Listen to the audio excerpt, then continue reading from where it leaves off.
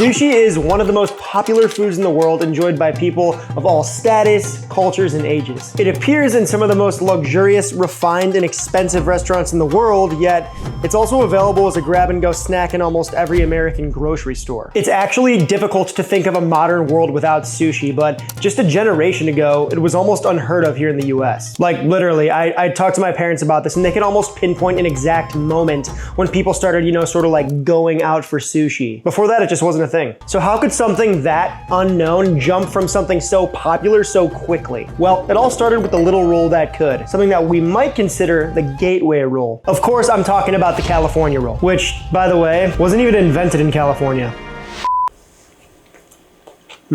Stick around because after we drop some context, we're gonna be making our own California rolls. We'll make one that you're likely familiar with, and the other is, shall we say, a sort of elevated version that's more similar to the original. In 2019, a single tuna sold at a Tokyo fish auction for $3.1 million. One fish, $3 million. Cold, hard cash. And really, once you understand Japan's unique relationship with fish, the surprising part isn't that a single tuna went for more money than the value of any home I'll ever own. It's that people were surprised in the first place. Because fish in Japan are what pasta is to Italy, or bread is to France, or corn is to Mexico. They're deeply, almost sort of like ethereally tied at the hip. And to understand just how Japan got there, we need to travel back in time. Okay, so like sushi is old, very old. I mean like beyond geriatric, which kind of sounds like a jam band that formed in a retirement community. Taste the biscuit. Anyways, now you could argue that the granddaddy of all sushi was first made as a means to preserve fish. The technique I'm talking about is called nare-zushi in Japan, but it actually likely originated in Southeast Asia before it traveled through China and arrived in Japan probably sometime around the 8th century. Basically, some lucky soul figured out that if you pack salted fish around rice and then weigh it down and let it ferment a couple of months, the rice would preserve the fish and keep it okay to eat for a while. So the rice was just sort of a Ziploc bag that you'd end up tossing when you're ready to eat the fish. And it's kind of nuts to think about that because most sushi chefs these days consider rice to be probably the most important part of sushi making. So anyways, a fella named Hanaya Yohei had a stand in Edo, which is what Tokyo used to be called. Hanaya was a chef who sourced his catch fresh from Tokyo Bay each morning and then did something that nobody had ever done before. He set up shop next to one of the busiest bridges in the city, where foot traffic was constant. He took a big ball of vinegared rice, laid some fresh fish on it, handed it to you, and sent you on your merry way. Of course, for a couple coins, probably. That's right, sushi actually got its start as fast food. This was the first form of modern sushi, right? In the 1800s, early 1800s. So this became very popular. Other stands started copying this dude right in Edo, and sushi kind of spread and started to develop on its own in the city. And while Japan was working on perfecting the beautiful art and craft of fish on rice, the rest of the world was not. We'll get to that in a second here soon. Now, it's important to note that Japan did not just invent sushi. They built an entire industrial machine around fish. So the global seafood industry is worth more than $400 billion.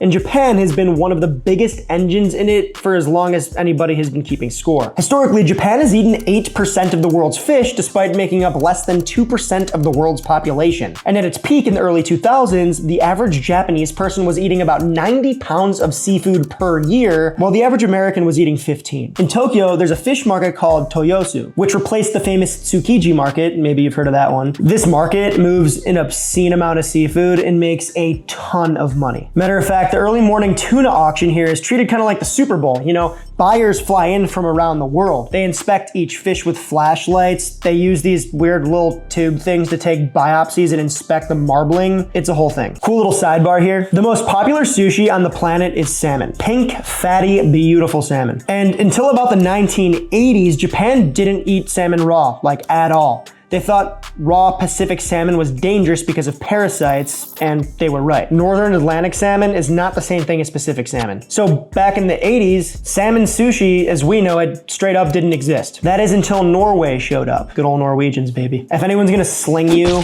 delicious salmon, it's gonna be the Norwegians. Now, Norway had a problem in the 1980s. A massive, embarrassing surplus of farmed Atlantic salmon nobody wanted to buy. So they basically launched something called Project Japan, a literal multi-year government campaign to convince Japanese chefs that Norwegian salmon was different. It was clean, it was top tier, and dare I say, sushi quality. Well, dare they say, which we can talk about. That actually doesn't have a designation. It's kind of it's a word and a phrase that's thrown around and sort of exploited, but yeah. After about 10 years of matter-of-fact Norwegian persuasion, Project Japan worked. And today, salmon nigiri is on every conveyor belt in every grocery store roll on planet Earth, pretty much, you know? Not actually, but you get it. It's very popular. So the takeaway is, even a country like Japan, who's been eating fish for a very, very long time, kind of stuck in their ways, can be convinced to try new seafood. That's how much they enjoy and consume seafood. And hold on to that because it matters in a couple minutes here. But while Japan was perfecting the art of beautiful, fresh fish over rice for literally 1,000 years, stateside, we would crack open a can of creamed of mushroom soup, pour it into a Pyrex, and drag it into the living room just to muck it down in front of the TV. You could see the gap there. A massive cultural gap divided by a gargantuan moat called the Pacific Ocean. On one side, you got a country where a single fish can sell for $3 million and chefs dedicate their entire lives learning to serve it. On the other, a country that believed the highest form of seafood was crab rangoon in a strip mall, baby. I love crab rangoon, man, even when it's not made with real crab. Matter of fact, it shouldn't be made with real crab. Hot take. But with the rise of air travel and globalization, it was only a matter of time before these two worlds collided. Enter the early 1960s. Sushi was finally starting to make its way across the Pacific. Sushi spots started opening in Vancouver, then LA, then New York. And what should have been the biggest culinary love affair of the century instead became one of the most awkward first dates in food history. It's a personal favorite of mine. Because when North America finally got its first real taste of sushi, it hated it.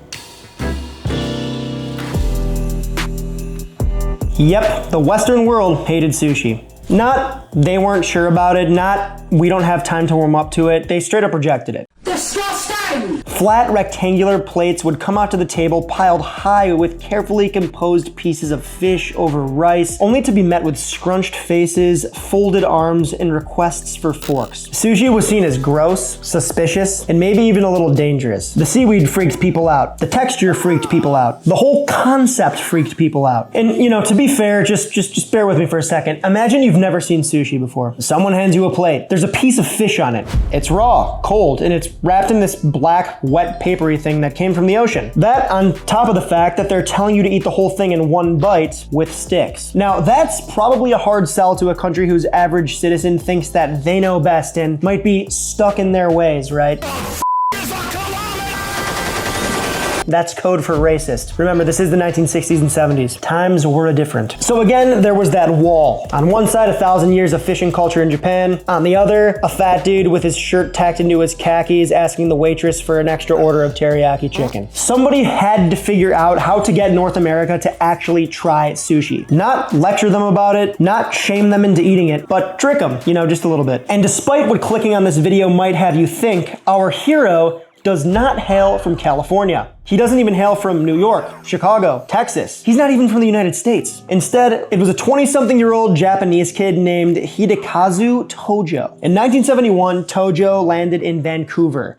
Classically trained, ambitious, fresh out of the sushi world from Osaka, Japan, which happens to be one of my favorite cities in Japan, probably my favorite city in Japan, but I digress. Now, Tojo had been recruited to work at a tiny spot called Maneki in Vancouver's Japantown. Back then, there were only really a handful of Japanese restaurants in the city, and even fewer serving raw fish. It was there that Tojo ran into his problem. The Japanese customers living in Vancouver loved his sushi, but the Canadians, right, the Westerners, Did not. They'd come in and order the teriyaki chicken, crush the tempura, inhale the spinach salad. But the sushi, forget it, they wouldn't even touch the stuff. In Tojo's own words, they refused before they tasted, which is no way to live, man. I grew up having to try everything once, and I think it made me a better person, honestly. I'm not even kidding. I think every human should live by this mantra, right? It teaches you perspective, it gets you out of your comfort zone. I think it makes you a more well-rounded adult and allows for a more fulfilling life.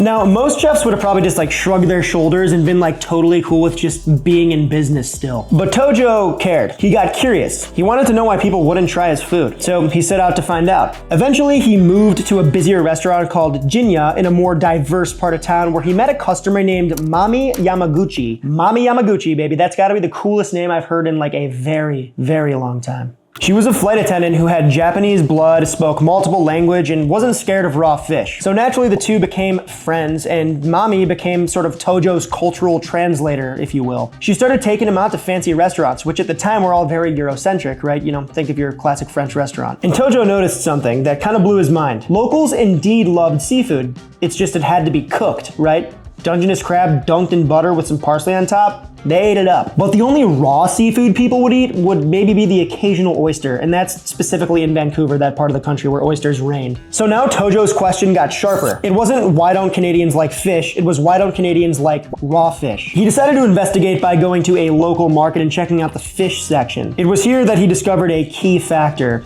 The fish smelled bad, right? It smelled, it was nasty, it was gnarly. This guy stinks! And this was weird to Tojo because in his training, fresh seafood was supposed to smell like, you know, watermelon or cucumber, clean, faintly sweet. The fish at his Japanese supplier smelled like that. But the Canadian fish that he'd have to get used to here, nah, stanky. Pungent. Not even in the same universe as the fish he was used to. Suddenly, the whole story flipped. North Americans weren't refusing fish because they were unsophisticated. They weren't into it because the only fish they ever encountered was bad. To them, fish was something that smelled like garbage. And why would you ever want to eat that raw, right? At least cook your garbage, right? We've all been there. Now, that's a way more generous take on the rejection than I think anyone's ever kind of given, you know, the Western world with sushi. But yeah. So Tojo had a new mission. To craft sushi that Canadians would actually eat. One that didn't depend on the local fish supply, but, you know, sort of met them where they were. And this wasn't a compromise. This was actually Tojo's training. In Osaka, Tojo had been schooled in omakase, which loosely translates to, I'll leave it up to you. Omakase isn't a menu, right? It's sort of more of a philosophy. You serve what's fresh, you read the room, and build a meal around what's available and what the customer actually wants in the moment. Tojo just applied that to his new local clientele. He took inspiration from the boiled crab that he had had at the fancy French restaurant. He paired it with avocado, which to him resembled fatty tuna. Then added some cucumber for crunch. And this is my favorite part. Because his customers kept complaining about the seaweed, he flipped the roll inside out. That's why the rice is on the outside. Cheeky little move, Tojo. And the funny thing is, when he first made this thing, it wasn't even called the California roll. He called it the Tojo Maki. And it was in this exact moment a 1,000-year Japanese tradition learned to speak a new language. People started ordering the Tojo Maki like wildfire, right? They were bringing friends to the restaurant. They were spreading it word of mouth. It became a whole thing. Other restaurants even started copying it, which that's how you know you're doing something right. And it was at this time period around the 70s that tourists from California started showing up at Tojo's restaurant. You know, they'd eat some of his Tojo Maki, they'd fall in love with it like everyone did, then they'd fly home back to LA and beg their local sushi places to recreate it. And those Los Angeles chefs, working off descriptions alone, nicknamed it the California roll. Before long, the name caught on, and one of the most California foods on earth, right, even by name, actually came from Canada. Now, full disclosure here, there are a couple of LA-based chefs that also claim to have invented the California roll. The other chef's name is Ichiro Mashita. Now, the debate is real and food historians have been arguing about this for years. But Tojo is the most widely credited, he's the only one who tried to copyright the recipe, and he's the one with a paper trail going back to the early 1970s. So we're gonna hand this one to Tojo. Tojo's our guy. So to recap, the California roll, the gateway roll, the roll that single-handedly cracked open the entire North American market, was invented in Vancouver by a guy from Japan who never set foot in California. Now, once North America took a bite of the California roll, sushi didn't just, you know, get big, it exploded. And it was just that exact explosion that took the California roll down with it.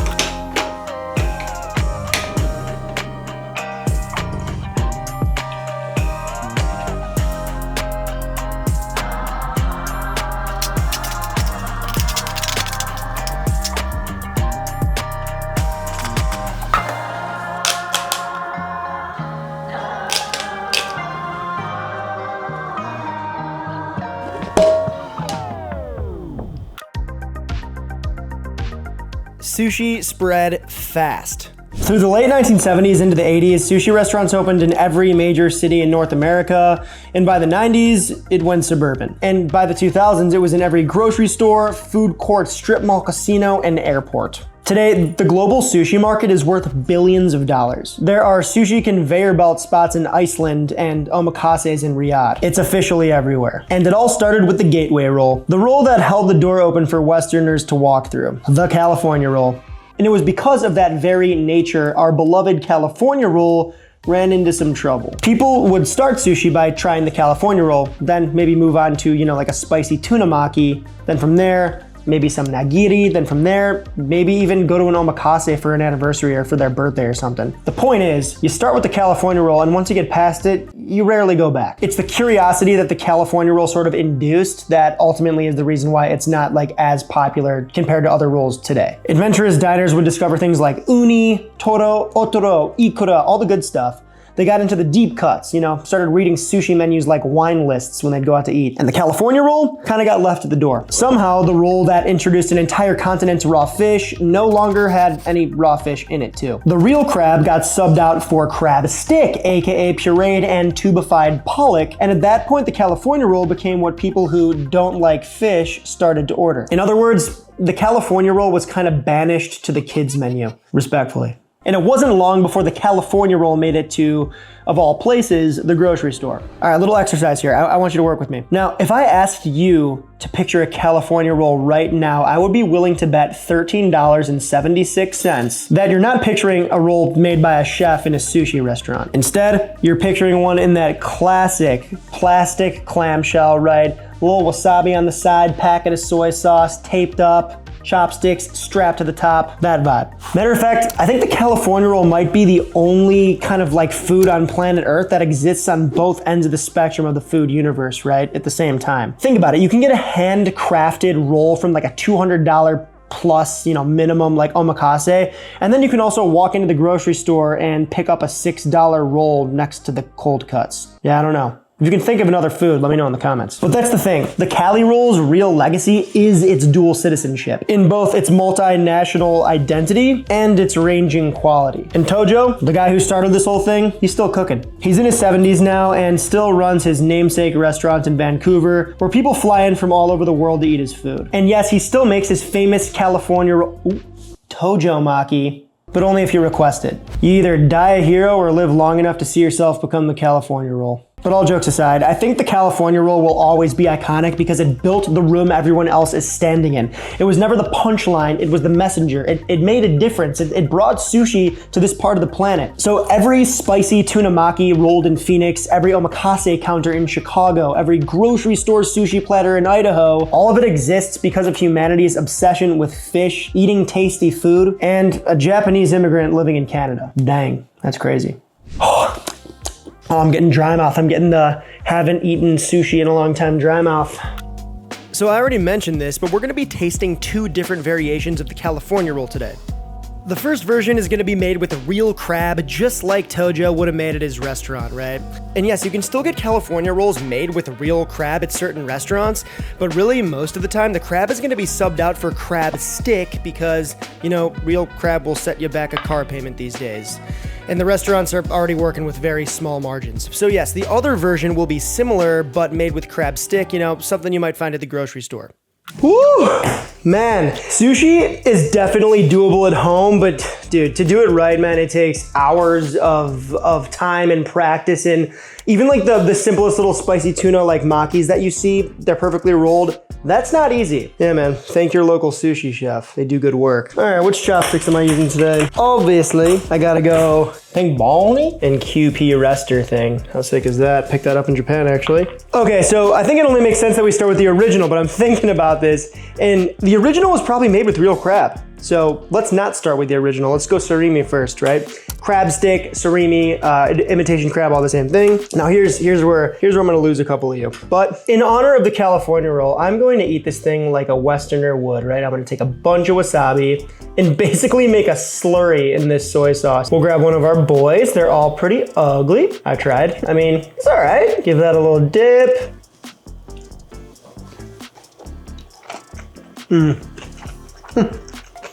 There's nothing wrong with that, man. I also love crab stick. It's like a nostalgic thing for me. But yeah, dude, it's delicious. Like, what's not to love? You got the creamy avocado, the fishy crab stick, crunchy cucumber. Pop that in some salty wasabi, like laden soy, and we're good. This is what I'm really excited for, man. Check this out. Woo! Real crab. I can say I've probably only had this one time at my friend's restaurant. It's been a while. But I don't think they use king crab. I think they use snow crab. I'm gonna do a little bit, just a little dipski, nothing crazy.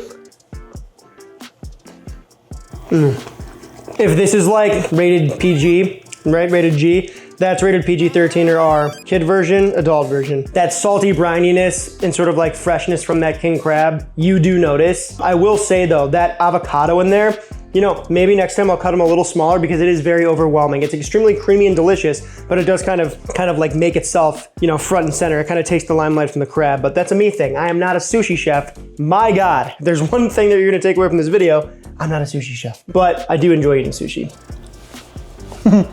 Definitely don't write off the California roll. There's a reason why it's so classic, and it led to, you know, basically this part of the world being open and having a ton of different options for great sushi. So, you know, it played a role in sort of like the history of this country's food, man. I used to be a hater. It's still not my favorite roll, but it has a time and a place, and it's special, man. The story is special, so cool. California roll. Oh, sorry, Tojo Maki. And guys, come say what's good in the Discord. Come introduce yourself. I'm doing contests and giveaways in there. I'm giving away some really cool stuff. You could win it too. So if you love to cook, you want to talk about cooking, you want to meet some cool people who also love to talk about cooking and cook, come introduce yourself. And congratulations to last contest's winner. They were able to take home a load of cool stuff. So yeah, come on in. That is all I got for you. So until next we meet, sayonara. Sayonara. Sayonara. Goodbye. See ya.